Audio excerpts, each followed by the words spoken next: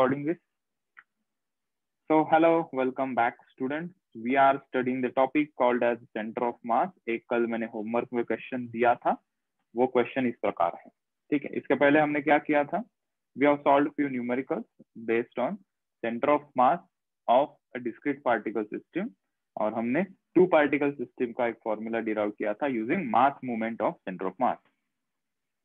Okay, so ये question में मैंने पूछा था find the coordinate of centre of mass in the system shown in the figure. तो यहाँ पे एक दिया था एक 4 kg जिसके कोऑर्डिनेट दिए है 4,3 और एक 2 kg मास है जो रखा है 0,0 और ये जो एंगल है line joining between the masses is 37 degree. हमें centre of mass find out करना था, तो हमने टू पार्टिकल सिस्टम का वो फॉर्मूला यूज किया। 2 kg से हमें लेट्स से कि सेंटर ऑफ मास का डिस्टेंस x है, तो टोटल फॉर्मूला में हमने पुट किया x is the distance of center of mass from 2 kg, so that is 4 into total length is 5 divided by 4 plus 2। अब ये टोटल लेंथ 5 कैसे हमने निकाली? इसके कोऑर्डिनेट गिवन थे 4,3, इसके कोऑर्डिनेट गिवन थे 0,0, तो हमने डिस्टेंस फॉर्मूला लगाया y2 minus y1 का whole square plus x2 minus x1 का होल स्क्वायर, ठीक है। हमें मिल गया फिर 5 metre as the answer here. x हमें मिल गया 4 into 5 upon 4 plus 2, तो x का आंसर आया 10/3। लेकिन हमें कोऑर्डिनेट पूछे थे सेंटर ऑफ मास के, तो यहाँ पे this distance x distance is 10/3 और एंगल गिवन है 37 डिग्री। तो इसका हॉरिजॉन्टल कंपोनेंट लेट से p है और वर्टिकल कंपोनेंट q। तो हॉरिजॉन्टल कंपोनेंट को क्या लिखोगे? 10/3, जहां से एंगल मेजर करते वहां पे cos लेंगे, तो 10/3 इंटू cos 37 और y इट इज 10/3 sin 37, ठीक है। तो p और q हमारे आ गए 8/3 एंड 2। तो this is the answer. Option कौन सा सही है? Option C is the correct.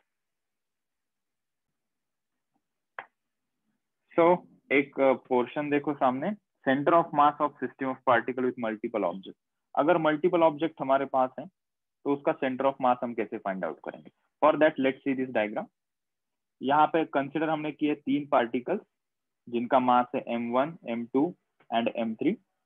इनके पोजीशन वेक्टर्स गिवन है r1, r2 and r3 origin O से।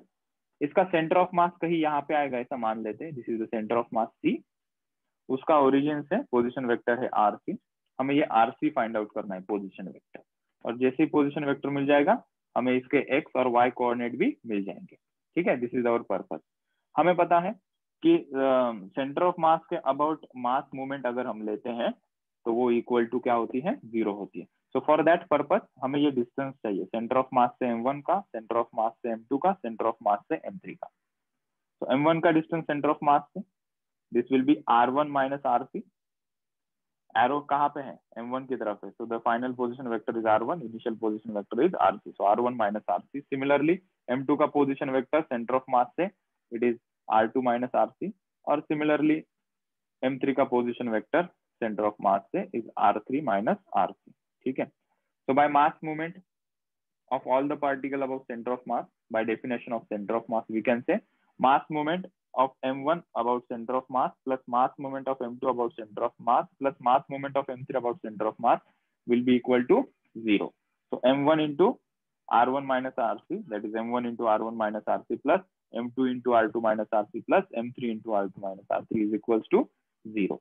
तो इसको हमने सॉल्व किया, रीअरेंज किया और हमें फिर एक फॉर्मूला मिला rc which is equals to m1 r1 plus m2 r2 plus m3 r3 divided by m1 plus m2 plus m3, ठीक है।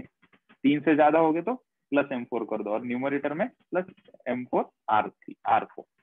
ओके, ये तो इसका पोजीशन वेक्टर आया। So we got rc in terms of m1 m2 m3। अगर हम इसके coordinate पूछेंगे कि इसका x कोऑर्डिनेट और y कोऑर्डिनेट, तो उसके लिए हम क्या करेंगे? So for that we know किसी भी वेक्टर को हम उसके कंपोनेंट में लिख सकते हैं। लेट्स से कि इसके 2 कंपोनेंट है, this is 2D diagram assuming, 3D होगा तो प्लस z k कैप हम करेंगे, ठीक है। तो मान लेते हैं कि x और y में ही खेलेंगे। तो इसका पोजीशन वेक्टर है xi yj, ठीक है। तो हमें क्या मिला था? एक डेरिवेशन से, पीछे वाले डेरिवेशन से rc is equals to r1 r2 r1 m1 r1 plus m2 r2 divided by m1 plus m2 plus m3, ठीक है। तो इसको हम ये लिख सकते हैं, rc को rc position vector can be written as xc i cap plus yc j cap. Similarly इस r1 को हम ये लिख सकते हैं R2 को ये लिख सकते हैं और R3 को ये लिख सकते हैं। x की टर्म और y की टर्म स्प्लिट कर दो, तो m1x1 plus m2x2 plus m3x3 upon m1 plus m2 plus m3 into i cap plus y की टर्म के लिए सिमिलरली ऐसा इंटू j कैप। तो इसका मतलब क्या है, सेंटर ऑफ मास का x कोऑर्डिनेट कौन सी टर्म बता रही है, ये टर्म बता रही है। सेंटर ऑफ मास का y कोऑर्डिनेट कौन सी टर्म बता रही है, तो ये टर्म बता रही है। तो हमने कहा कि सेंटर ऑफ मास का x कोऑर्डिनेट के लिए m1x1 plus m2x2 plus m3x3 upon m1 plus m2 plus m3 ये फॉर्मूला यूज करेंगे, और सेंटर ऑफ मास का y कोऑर्डिनेट के लिए हम ये फॉर्मूला यूज करेंगे। अब इसके कुछ न्यूमेरिकल्स हम देखते हैं। ओके, क्वेश्चन करते हैं। इस क्वेश्चन में दिया है there are 8 cubes of side a, हर एक क्यूब की साइड कितनी है, ए है, as shown in this figure. If masses of cube number 1 2 3 4, ये 1 2 3 4 क्यूब नंबर का मास m गिवन है, एंड बाकी के जो बचे हुए 5 6 7 8 इनका मास कितना है, 2m है। हमें लोकेशन फाइंड आउट करना है सेंटर ऑफ मास का।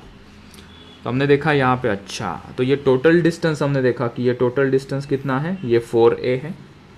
ये टोटल डिस्टेंस कितना हो जाएगा, a प्लस ए ये 3a हो जाएगा। अच्छा, इसका सेंटर ऑफ मास कहीं यहाँ पे आएगा, उसके कोऑर्डिनेट हमें फाइंड आउट करने हैं।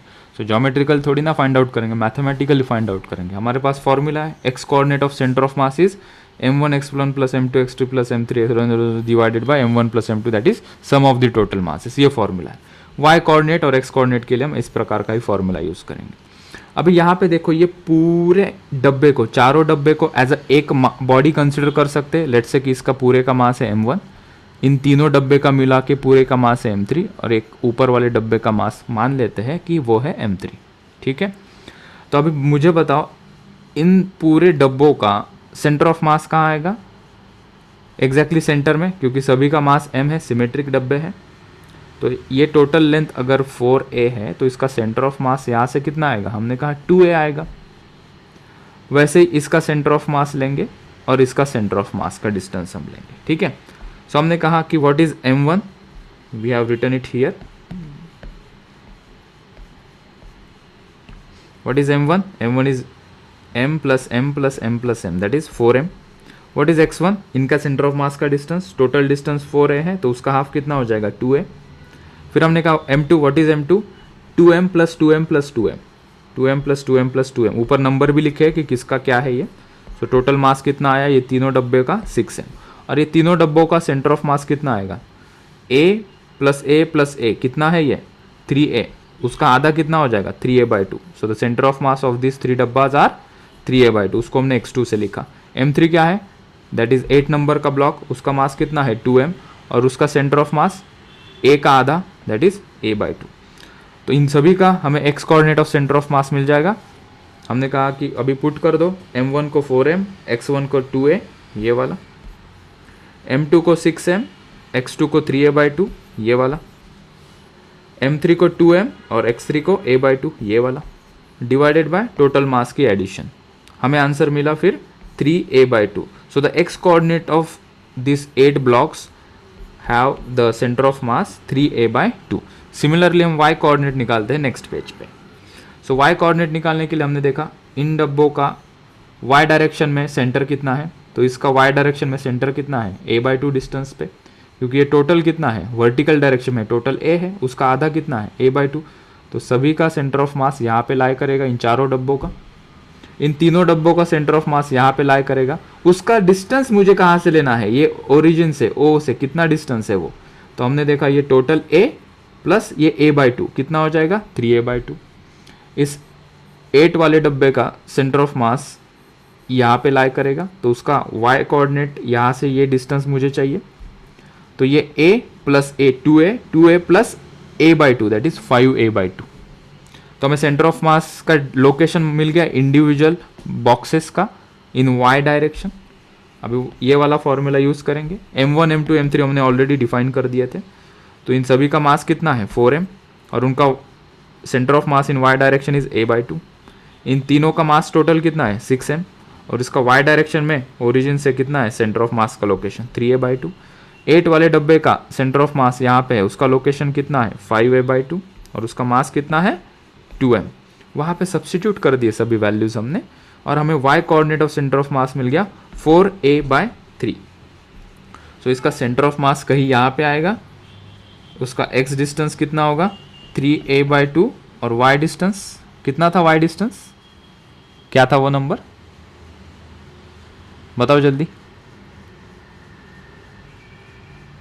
y डायरेक्शन में कितना डिस्टेंस लाया हमने a/2 ये कितना आया था 4a/3 4a/3 4a/3 y direction में ओरिजिन से और x डायरेक्शन में कितना 3a/2 समवेयर हियर आएगा। ये इसका x एंड y कोऑर्डिनेट मिल जाएंगे हमें, सेंटर ऑफ मास के x और y कोऑर्डिनेट इस प्रकार से हम फाइंड आउट करते हैं। So we have few more questions, तुम्हें इससे और क्लैरिटी मिल जाएगी। एक दो क्वेश्चन हम नेक्स्ट क्लास में सॉल्व करेंगे, वो तुम्हें एक क्लैरिटी देगा। तो एक क्वेश्चन मैं होमवर्क में दे के जाता हूँ सो दैट